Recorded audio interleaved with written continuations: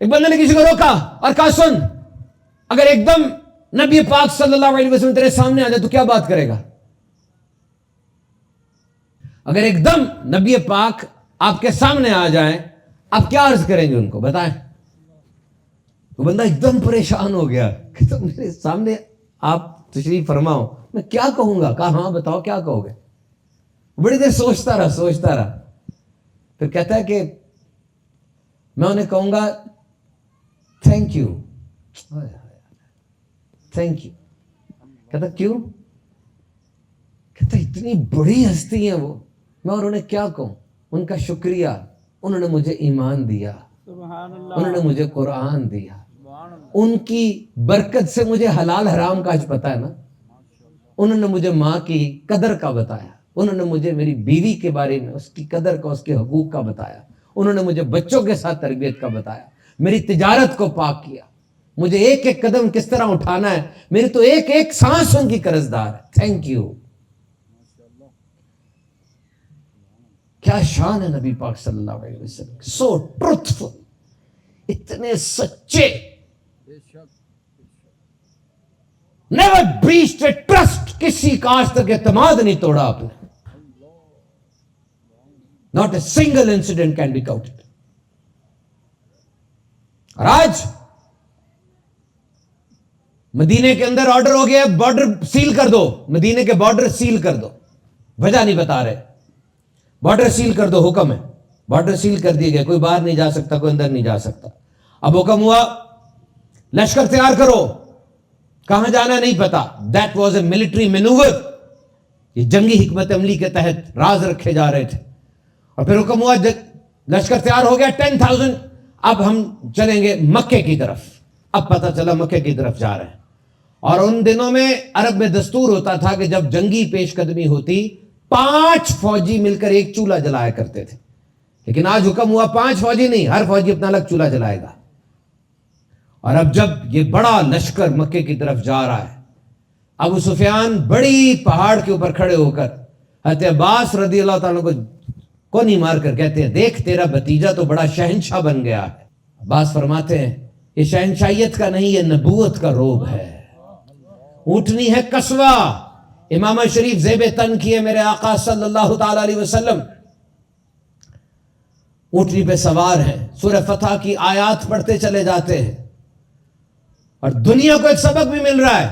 Remember, each and every act is full of experience, full of logics۔ حضور کا ایک ایک عمل کتنا بڑا ہے۔ دیکھو میری بات سنو، غلاموں کے حقوق کے بارے میں دنیا میں ہمیشہ سے بات ہوتی رہی، آج بھی فائٹ ہوتی ہے غلاموں کے حقوق کے بارے میں۔ سلیوڈم ابھی ختم ہوئی ہے 200-300 سال پہلے، افریقہ سے لے کر آیا کرتے تھے غلاموں کو اور کشتی میں بٹھایا کرتے تھے، وہ کشتی کھیتا کھیتا گرتا تھا، اس کو اسی طرح سے تلوار سے کاٹ کے اس کے ٹکڑے دریا میں پھینک دیتے تھے، کوئی سزا نہیں تھی اس کی۔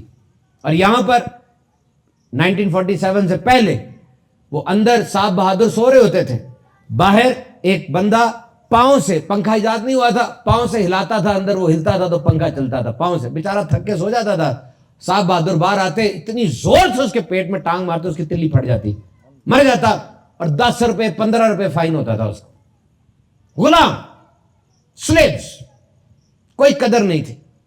اور ادھر دیکھو نبی پاک صلی اللہ علیہ وسلم نے ایک غلام کو اسلام کا مؤذن بنایا، اور جس دن فتح مکہ ہوئی کوئی ساتھ بڑا موٹر کیڈ نہیں ہے، جس طرح سے ہوتا ہے کہ آج اتنا بڑا دن ہے جشن اور کیا کچھ ہو، حضور اونٹنی پہ سوار ہے اور حضور کے آگے ایک غلام کا بیٹا بیٹھا ہوا ہے، اور دنیا کو پیغام جا رہا ہے کہ دیکھو غلام کی عزت کیا ہے۔ ایک غلام کے بیٹے کو اونٹ پہ بٹھایا، ایک کو کہا خانہ کعبہ پہ چڑھ کے اذان دے دے۔ دنیا کو کیا سبق جا رہا مجھے بتائیں۔ آقا علیہ الصلوۃ والسلام نے اپنے وصال کے وقت 13 دن کی وہ بیماری کا عرصہ ہے، 40 غلاموں کو آزاد کیا ہے، اور یہی فرمایا آخری دنوں میں کیا؟ نماز اور غلام۔ حضور داخل ہو گئے مکے کے اندر، سب مکہ فتح ہو رہا ہے، کوئی ریزسٹنس نہیں اتنی خاص ہوئی۔ وہ بھی ہے جس نے شمع رسالت کے پروانوں کو، ان صحابہ کو کھجور کی چٹائی میں لپیٹ کر دھواں دیا۔ یہ لوگ پیارے آقا علیہ الصلوۃ والسلام اور ان کے دین اسلام کے پیچھے کیسے پڑے ہوئے تھے. جتھے بنا بنا کر انہوں نے حملے کیے مدینے پر. اور پہلی جنگ میں جب آئے تھے بدر میں, کہتے تھے پکڑو ان کو, اٹھاؤ, اونٹوں پر باندھو, ان کو لے کر چلتے, ان کو سبق سکھاتے مکے میں جا کے. یہ ان کی انٹینشنز تھی. آج یہ سامنے کھڑے, ارے ان میں وہ بھی ہے جس نے میرے آقا علیہ الصلوۃ والسلام کی شہزادی صاحبزادی کو حمل کی حالت میں اونٹ سے نیزہ مار کے نیچے گرایا تھا. ان میں وہ بھی ہے جنہوں نے پتھر برسائے تھے اس پاکیزہ دنیا کے سب سے بہترین جسم کے اوپر. جب ایک صدر آتا ہے نا بیچ میں, اب لال کارپیٹ بچھاتے ہیں, صدر کارپیٹ پہ چلتا ہے, دونوں طرف سے پتیاں اور پھول نچھاور کیے جاتے. میرے آقا طائف گئے تھے, بیچ میں آقا گزر رہے تھے, سائڈ پہ لائنیں لگی تھی, پھول نہیں پتھر برسائے جاتے تھے. جس میں نازنی کو پتھر لگتے خون بہتا نالین میں جم جایا کرتا تھا. حضور نے ڈھالوں کے نیچے تشریف لاتے, سائڈوں سے 2 اوباش نکلتے تاکہ پھر اٹھائیں اور پتھر برسائے جائیں. مجھے صرف یہ بتاؤ ان کے ساتھ سلوک کیا ہونا چاہیے تھا آج؟ کیا کہتی تاریخ انسانی؟ مجھے یاد آ رہا ہے کروسیڈز کے اندر تھامس کارلائل لکھتا ہے, اور horses were galloping in the pool of blood. ہمارے گھوڑے مسلمانوں کے خون میں چھپ چھپ کرتے ہوئے چل رہے تھے, بغداد کو خونہ خون کر دیا تھا. ایک فاتح آیا, اس نے قیدیوں کو پکڑا اور سارے قیدیوں کو اندھا کروا دیا. ہر 20 میں سے یا 10 میں سے ایک قیدی کی ایک آنکھ اس نے سلامت رکھی کہ گھر تک لے جائے. ایک آیا, اس نے سارے نوجوانوں کے سر کاٹ کے سروں کا مینار بنایا. یہ فاتحین کرتے ہیں. ہاتھ میں تلوار ہے, زبان پہ حکم ہے, اب کون ہمیں روکے گا؟ لیکن آج رحمت للعالمین کا دور ہے. مکے میں یہ سارے شریر کھڑے ہیں اور میرے آقا صلی اللہ علیہ وسلم فرماتے, بتاؤ تمہارے ساتھ کیا سلوک کیا جائے گا؟ کہتے آپ کرم والے بھائی اور کرم والے بھائی کے بیٹے ہیں. ارشاد فرمایا, جاؤ تم سب کو معاف کر دیا. سوچو ذرا, ایک لمحے کے لیے سوچو. اے آفتاب و مہتاب کی دوربین نگاہوں, مجھے بتاؤ تم نے تو بڑے فاتح دیکھے ہیں, ایسا دیکھا ہے؟ مسلمان ہو گئے, مسلمان ہو گئے, وہ مسلمان ہو گئے.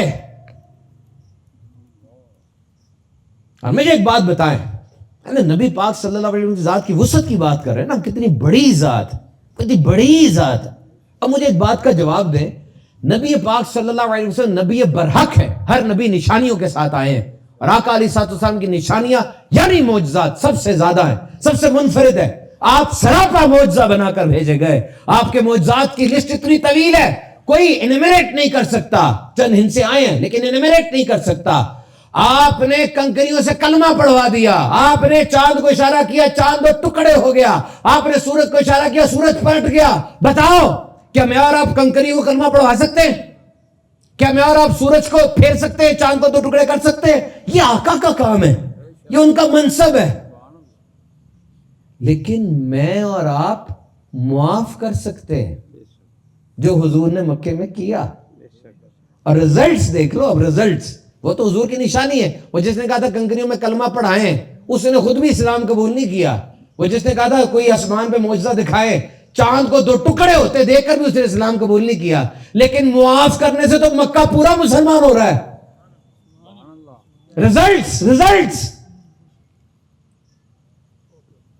پورا مکہ سے مراد کثیر تعداد میں لوگ مسلمان ہو گئے. اور ایک کتاب میں نے یہاں بھی پڑھا کہ اس دن جو مسلمان ہوا تھا نا, فتح مکہ کے دن, معافی, وہ پھر مرتد نہیں ہوا, بعد میں اسلام سے نکلا بھی نہیں.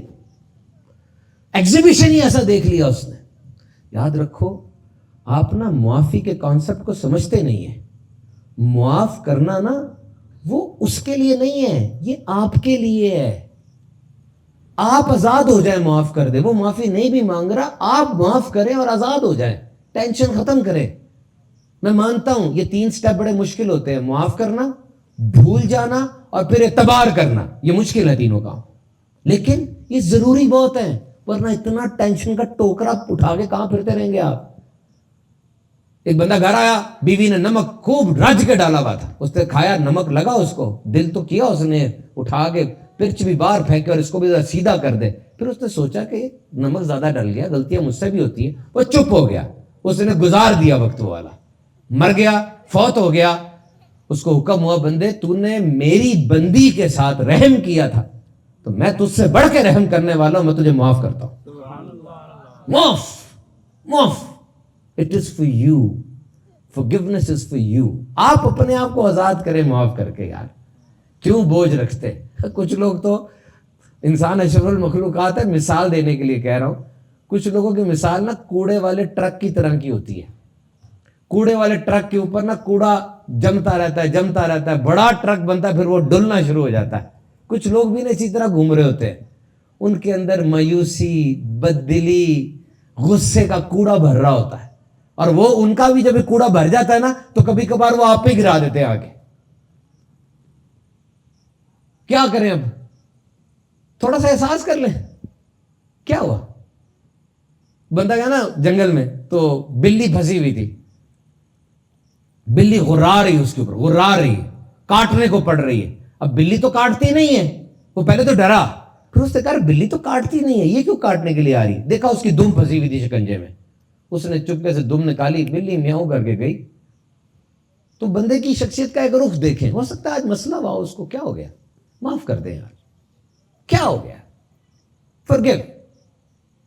forgive and liberate. معاف کرو اور اپنے آپ کو آزاد کر لو.